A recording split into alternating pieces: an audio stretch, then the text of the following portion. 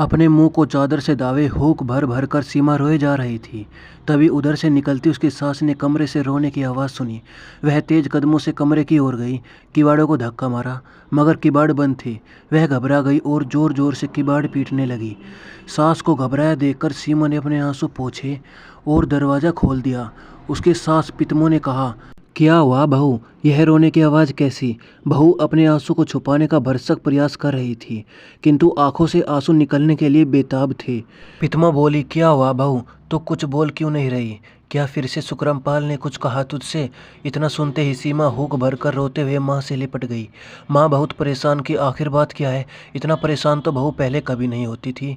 उसने उसे शांत करते हुए कहा, तो बताना क्या बात है, मेरा तो दम निकला जा रहा है। बेचारी सीमा माँ को संभाले अपने को। उसने रोते रोते एक कागज माँ को हाथ में दे दिया। माँ अनपढ़ थी, वह उसे पढ़ा ना पाई। उसने रानू से ही प्रश्न किया, यह क्या है, तू बता क्या है? यह सीमा जोर जोर से रोने लगी। माँ की घबराहट और बढ़ी तो वह बेड पर बैठ गई। बोली, जल्दी बता बेटी, मेरी जान निकली जा रही है, सब खैरियत तो है ना? सीमा बोली, आपके बेटे ने यह तलाक का कागज़ मुझे दस्तखत करने के लिए दिया है और कहा है कि इस पर दस्तखत करके मुझे दे दो। मैं अब और तुम्हारे साथ नहीं रह सकता। अरे कैसे नहीं रह सकता? यह कोई गुड्डे गुड़िया का ब्याह है क्या जो तलाक दे दो? मैं तुम्हारे साथ नहीं रह सकता तो किसके साथ रहेगा? इस मरेगा तो कुछ ज़्यादा ही दिमाग ख़राब हुआ जा रहा है। पर तू चिंता ना कर, मैं बाबूजी से बात करूँगी। नहीं होगा तो मेरे बाबूजी समझाएंगे उसे। मैं जानती हूँ वह अभी नादान है, हमारे समझाने से समझ जाएगा। तू चिंता ना कर, हम हैं ना तेरे साथ, तो क्यों परेशान होती है? तलाक के कागज ने माँ के माथे पर चिंता की गहरी लकीरें डाल दी। वह उठते हुए उस कागज को लेकर सीमा को सांत्वना देती हुई कमरे से बाहर चली गई। धीरे धीरे पितमो सुकरमपाल के बापू के पास पहुंची तो देखा सुकरमपाल के बापू सो रहे थे। वह वहीं बैठ गई और सोचने लगी, आखिर सुकरमपाल को हो क्या गया है? यह ऐसी हरकतें क्यों कर रहा है? आने दो शाम को, मैं आज इससे खुद ही बात करती हूँ। कितने अरमानों से मैंने इसे पाल पोस कर बड़ा किया और कितनी खुशियों से सीमा के साथ इसका विवाह किया। सभी कुछ तो देखा था इसके बाबूजी ने, घर परिवार खानदान आव भगत इज्जत सब कुछ। तो फिर यह ऐसा क्यों करता है? भले घर के इंसान हैं बहू के घर वाले। और सीमा, सीमा तो हम दोनों की जान है। जब से आई है कितना कुछ बदल गया है। हमारे घर परिवार को कितना ख्याल रखती है हमारा, और देखने भालने में भी तो बुरी नहीं है। यही सब बातें उसके दिमाग में तैरे जा रही थी। अकेले बैठी पितमो बाबूजी के जागने का इंतजार कर रही थी।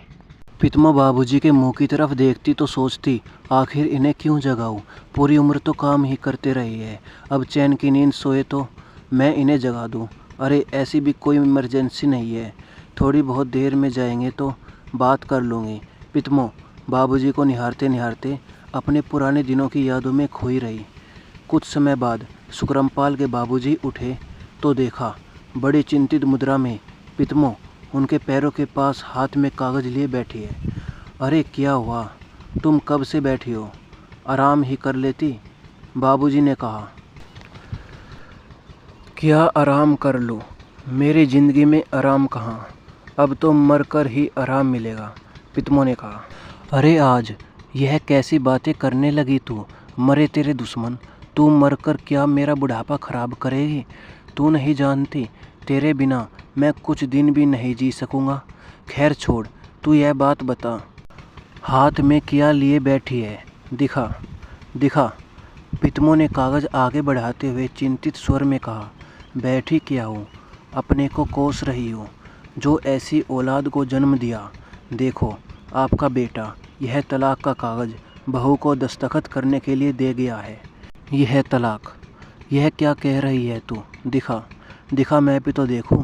तू कहीं कोई मुझ बूढ़े से मजाक तो नहीं कर रही है? कहीं सठिया तो नहीं गई है? सुकरमपाल और तलाक, उसका दिमाग तो ख़राब नहीं हो गया?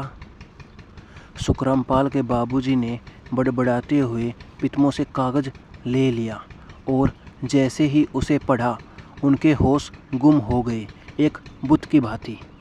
उस कागज़ को देखते रह गए। आंखें भर आई और चश्मा उतारकर अपनी आंखों को पोंछते हुए कुछ साहस बटोर कर कहने लगे, यह सुकरमपाल है कहाँ? जरा इसे बुला मेरे पास, मैं भी तो बात करूँ इससे। पितमा बोली, सुकरमपाल अभी घर पर नहीं है, जब आएगा तो बुला दूंगी।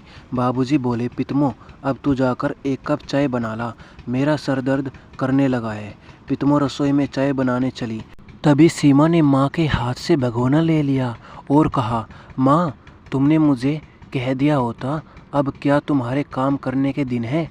तुम आराम करो, मेरे रहते तुम काम ना क्या करो, मुझे अच्छा नहीं लगता।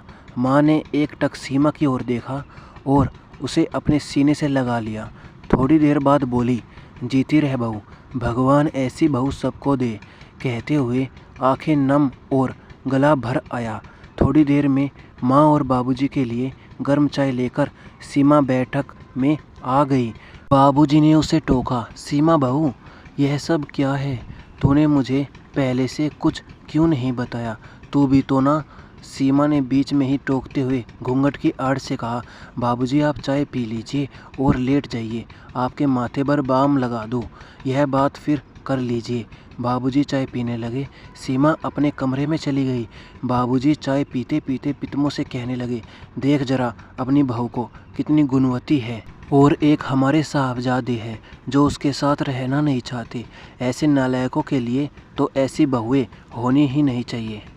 शाम हुई। जैसे ही सुकरमपाल ने घर में प्रवेश किया, उसके बाबूजी ने उसे आवाज़ लगाई, सुकरमपाल, ओ सुकरमपाल, इधर आ, मुझे तुझसे कुछ बातें करनी है। बाबूजी की आवाज़ सुनकर सुकरमपाल सीधे बाबूजी के कमरे की ओर बढ़ गया।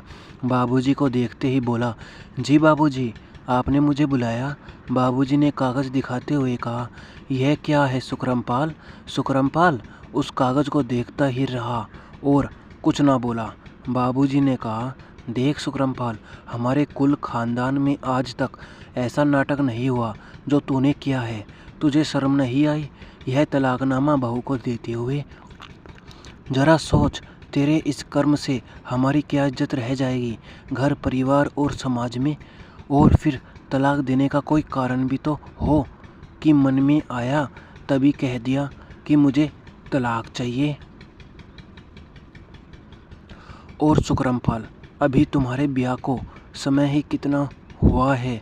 1 वर्ष, समझ लो 1 वर्ष, केवल 1 वर्ष ही तो हुआ है। अगर विवाह नहीं करना था तो पहले मना करते, अब इन बातों का कोई फ़ायदा नहीं है। माँ बीच में ही बोली, सुकरमपाल मेरे पास बैठ बेटा। उसके सिर पर हाथ फेरते हुए बोली, बेटा यह बहू नहीं साक्षात लक्ष्मी है।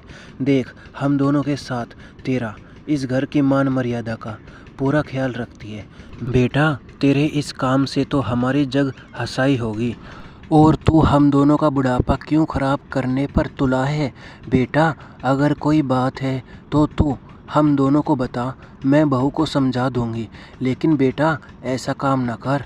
सुकरमपाल जब सुनता रहा और अंत में उठते हुए तेज आवाज़ बोला, माँ मुझसे सीमा के साथ नहीं रहना तो नहीं रहना, मैं अब उसे इस घर में नहीं देखना चाहता। मैंने तलाकनामा तैयार करा दिया है, अब उसे इस पर अपने साइन करने ही होंगे। बाबूजी ने खून का घूंट पीते हुए धीरज रखकर कहा, बेटा तलाक की कोई वजह होती है, हम ऐसे ही किसी पर गलत आरोप कैसे मढ़ दें? और तूने ऐसा करने से पहले हमें बताना तक उचित ना समझा? मुझे तो इसके पीछे कुछ और ही नज़र आ रहा है। हाँ, अगर तुम्हें कुछ और नज़र आ रहा है तो क्या सीमा से मैंने शादी की है तो मैं ही उसे तलाक दे रहा हूँ, इसमें आप उसका पक्ष क्यों ले रहे हो? सुकरमपाल तेज आवाज़ में बोला, शाबाश बेटा, मैं उसका पक्ष ले रहा हूँ, सही कहा तूने। जो सही उसका पक्ष ना लूँ और तू गलत है तो तेरा पक्ष सिर्फ इसीलिए लूँ कि तू मेरा बेटा है। वह पराई है तो क्या, हम सभी उसे पसंद करके लाए थे, वह इस घर में ही रहेगी। तू भी सुन ले, बाबूजी ने कहा। तो उसे आपने पसंद किया है, मैंने तो नहीं। आप उसे घर में रखे तो रखिए, लेकिन अब आप भी सुन लो, इस घर में मेरी मन की, मेरे सपनों की रानी रामबीरी ही आएगी। सुकरमपाल तेज आवाज़ में बाबूजी से बोला, तो अब समझा हमारा बेटा किस मधुमक्खी के मीठे शहद के कारण इतने कड़वे शब्द बोल रहा है। तो तू भी सुन ले, हमारे रहते इस घर में ऐसा अनर्थ नहीं होगा और यह कहते हुए उन्होंने उस तलाकनामे को फाड़ दिया। गुस्से से लाल पीला सुकरमपाल अपने बेडरूम में जा पहुंचा। वहां सीमा अकेली बैठी उसका इंतजार कर रही थी। वह उन सभी की बातें सुन चुकी थी। उसने सुकरमपाल से कहा, सुनो जी, आप माँ बाबूजी से कुछ ना कहिए। आपको मुझसे शिकायत है तो मुझे बुरा भला कहिए। आपकी ऐसी बातों से उन्हें कितनी तकलीफ़ होगी, ज़रा यह तो सोचिए। वैसे भी आप उनके इकलौते लाडले बेटे जो है वह तो हूँ, लेकिन जिन माँ बाप ने मुझसे आज तक कभी बुरा भला ना बोला हो, उन्होंने आज मुझे तेरी वजह से कितना कुछ कह दिया। तूने ही उन्हें मेरे खिलाफ भरा है, लेकिन तू भी कान खोलकर सुन ले। मैं अब तुझे इस घर में एक पल भी नहीं रहने दूंगा। तूने मेरे माँ बाप मुझसे छीन लिए, अब तू यहाँ एक पल भी ना रह सकेगी। कहते कहते ही सुकरमपाल सीमा की चोटी पकड़कर खींचते हुए उसे घर से बाहर ले जाने लगा। सुकरमपाल रोते रोते उससे ऐसा न करने की गुहार लगाती रही। इधर जब माँ और बाबूजी ने बहू की आवाज़ सुनी तो वह उसके कमरे की ओर दौड़े। बहू की ऐसी दशा देखकर उनके होश उड़ गए। उनको विश्वास नहीं हो रहा था कि सुकरमपाल उन्हीं का बेटा है। बाबूजी ने वहीं से चिल्लाया, सुकरमपाल ठहर, रुक जा। तेरी हिम्मत कैसे हुई बहू पर हाथ उठाने की? तू आदमी है या राक्षस? हाँ हाँ, मैं राक्षस हूँ, लेकिन अब मैं इसे घर में नहीं रहने दूंगा, नहीं रहने दूंगा। तू कौन होता है इसे घर से बाहर निकालने वाला? यह घर मेरा है। इस घर में वही रहेगा जिसे मैं रखूँगा। हो हाँ, तो रखो इसे अपने साथ। अब समझा इसका जादू जो तुम्हारे सिर पर चढ़कर बोल रहा है। खामोश, इसके आगे एक शब्द भी नहीं। पास खड़ी माँ ने जोरदार तमाचा सुकरमपाल के गाल पर रख दिया। खबरदार, तूने बाबूजी के लिए एक भी शब्द अब मुंह से निकाला तो मैं भूल जाऊंगी कि तू मेरा बेटा है। तू इतना गिर सकता है यह मैंने कभी सपने में भी नहीं सोचा था। तू मुझे इतना कमज़ोर मत समझ। मेरे लिए अभी तेरे बाबूजी जिंदा है। ऐसे अपशब्द इनके लिए दोबारा बोले तो बहू को नहीं, तुझे इस घर से जाना होगा। माँ ने सुकरमपाल से कहा। माँ की ऐसी बातें सुनकर सुकरमपाल ने सीमा के बाल छोड़ दिए और अपने को अकेला समझकर वह स्वयं ही घर से बाहर निकल गया। सुकरमपाल के घर से बाहर जाते ही माँ सीमा को सीने से लगाकर रोते हुए माफ़ी मांगने लगी। वह सीमा से कहने लगी, बेटा, मुझे नहीं पता था कि मेरा बेटा इतना नालायक होगा।